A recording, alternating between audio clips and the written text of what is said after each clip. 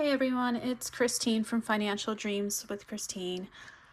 I am so excited to be here with you again. I am doing my paycheck budget plan for my second paycheck in October, which is coming up here on the 25th. So I am actually filming this on a Sunday because I know this week coming up is really busy. I've got a meeting to go to on Monday. I have another meeting I didn't mark here, a faculty meeting on Wednesday, and then there's a Halloween parade, and it's just really busy, so I'm getting this done.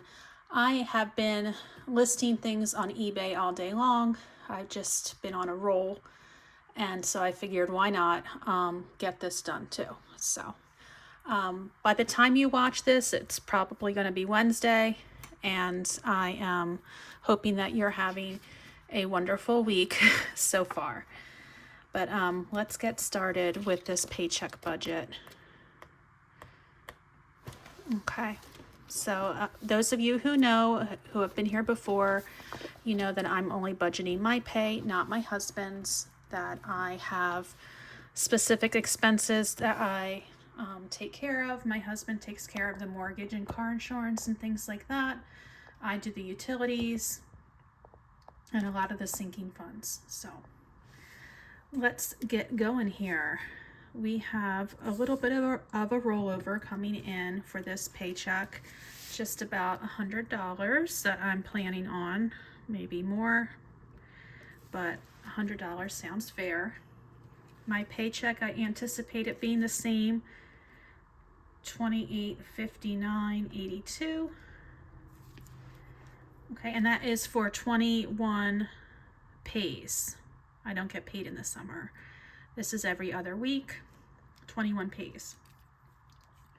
eBay, $50, maybe more. I did put forth about 30 different listings today, so hopefully that will help that total get higher.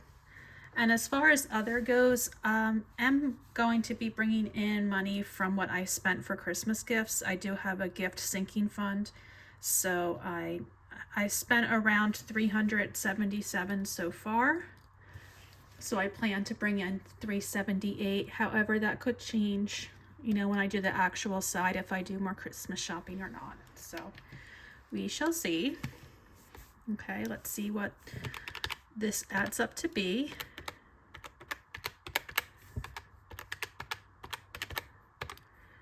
Okay, so that's 33, 87,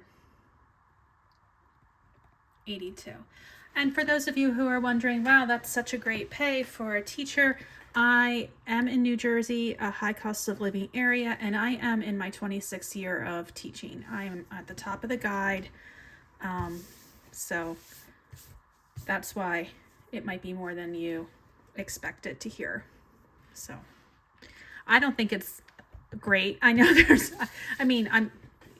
granted, I know there's different places, they don't get paid as much. You have a lower cost of living in different areas of the country. However, there are school districts around me who have a much higher pay scale. So we are probably average, maybe just above average, but that's nothing out of the ordinary for New Jersey. Okay, so now that is that. All right, so I paid my natural gas on the first paycheck, so nothing is coming out here. Same with Verizon, Comcast. All of these utilities come out in the beginning of the month, so that is not going to be a factor. Streaming, I am budgeting $50 because I'm not quite sure what is going to happen if I'm going to be responsible for paying for like part of the month of Disney Plus that I canceled. I'm not really sure. So I definitely have Spotify Family. I have Netflix, but I did cancel Disney Plus. I can't remember if I paid for that like part of the month yet. So I'm just going to budget $50. And life insurance came out the last paycheck. So really only have $50 in the fixed expenses section. And so that would be 50 from there. That's 33, 37, 82. All right, let's bring that down, and this is where it gets kooky. I always have a lot of variable expenses for my second paycheck because I do use my credit cards during the month and pay them off at the end of the month. So I will accumulate on one card for groceries and gas, and then another card I'll do certain other types of spending. And so at the end of the month, everything gets paid off and it resets to zero. But so what you'll see here for groceries is going to be my monthly budget for groceries, since I just make one payment at the end of the month. All right, so if you know, no, just kidding. If you have been following me at all, or watching any of my videos, you're probably aware that I have been really cutting my grocery budget, doing like pantry and freezer challenges. So in September, I tried to stick to around $200 for grocery spending for that month, knowing that I did have some meat in the freezer, which made it easier. Same for October. I have meat in the freezer, and I was trying to keep it around $200. I really physically have $400 for my budget. I'm just trying to keep it as close to 200 as possible to see how much I can cut, how much we can get creative. So even though this says 400 here, like I would be happy if it was 200 or 250 or something like that. All right, so for gas for my car, I'm estimating $150. Right now it is, gosh, how many days left? Like 2 weeks left, say, in October. Yeah, okay. Christine, wake up. I'm like, what month am I in? And I've spent about $98 on gas. So I should be able to definitely keep within that 150. Miscellaneous spending. Okay, so this is going to be higher than usual. Right here we have some Christmas spending. We also have an something that came up that I was just happy to get it taken care of and done and paid with, and no longer have to deal with it anymore. So my daughter has had an LLC because she had written music and performed and produced and did all this stuff with her own music. And so when she was doing this, we had an LLC for her. And now that she's not pursuing it anymore, we decided as a family that it would make sense to close the LLC. And of course, there's a fee. There's an annual fee, and then there's a fee to close. And I was just like, let's just get it done. I just don't want to think about it anymore, because that was just one of those annuals I would never remember, and I'm happy just to get it out of our hair. Okay.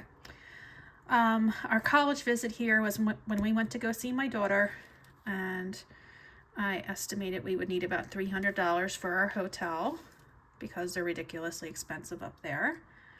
And also I had an oil change, and estimated about $80. So let's see what this winds up adding up to. And that here with the miscellaneous spending and like the Christmas shopping, like that was kind of wiped out by the savings inflow that I talked about in the beginning. So 400 plus 150 plus 500 plus 300 plus 80, 1430.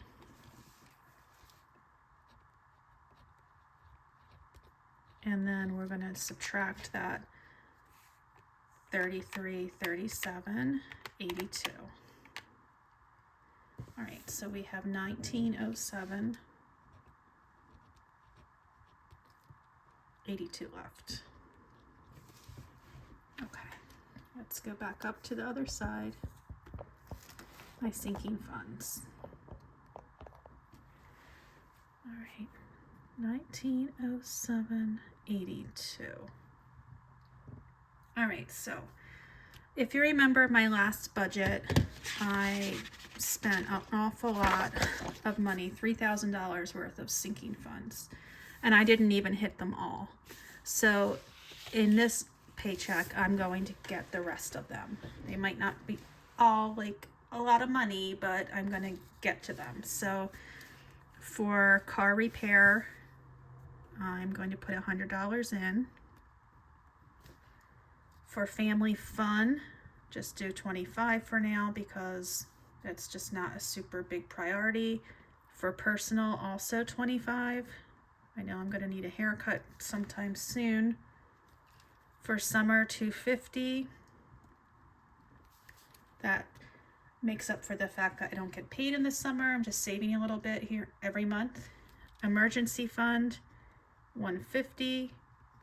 And my buyback for my pension, $150. So all of those add up to $700. All right, which means that I have $1,207.82 left. Now, right now, I'm not putting anything for extra debt. We are back in consumer debt. We were completely free other than our mortgage, but my husband's car had a huge issue, and so he got a used car. And I think starting next month, I'm going to start putting a little extra on that each month to help get that paid off sooner. Okay, so we have $1,207.82.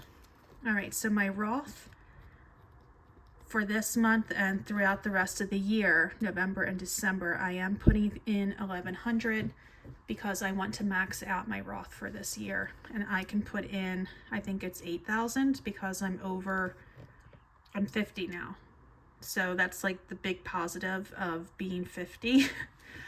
Besides the fact that I also got my shingles vaccine. What? So exciting times here for Christine. Okay, so that gives me $107 left. And I do need to do $40 for my low priority scratch-offs. Okay, so that gives me what's left. And I don't know if it's going to be roll over. I might just use it as a cushion.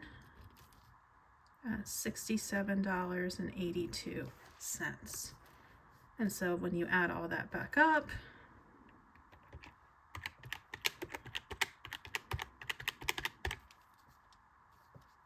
gives us $1,207.82, which is a zero-based budget, which is what we're going for. So every dollar has a name or a place to go. So that is that. All right, I feel like I never have as much money as I want to have. Like right now, my emergency fund, I think I have like $300 in there. Like I want to have at least $1,000 in there, but I also want to be saving for all these other things at the same time. So it makes me wonder, should I just like tackle one thing at a time? And I think Plans with Love, on her channel, I think she was talking about this. Like she was wondering, or maybe it was in her comment to me, like if it was worth it to like split it up and do a little bit of each over time, or if it was just, better to just like hammer one out and get it out of the way. So I'm just being impatient because I want this to be at least $1,000, but I also want to have a lot of money in a lot of different places. So I think that's kind of what propelled me to list so many things on eBay today, just trying to like pick it up with my side hustles. And also I do have next week, I have an after school workshop that I'm going to. So while that might not seem like much, like it probably will be about $40 or 30 some dollars after taxes, it could help with something. But man, oh man, I just, even though I have a lot coming in, I guess relatively speaking, I have a lot of places that it needs to go because I am, you know, a little bit behind with saving for things because of college expenses, and then for being in debt for so long and not really working my money the best way. So I'm trying to pick up steam. Hopefully I can get that emergency fund to $1,000 by December. Maybe that should be my goal. Give myself a little time, but also a little pressure. So, all right, well, that was that. I hope that you have, like I said, have a wonderful day, and take care of yourselves. I'll talk to you soon. Bye.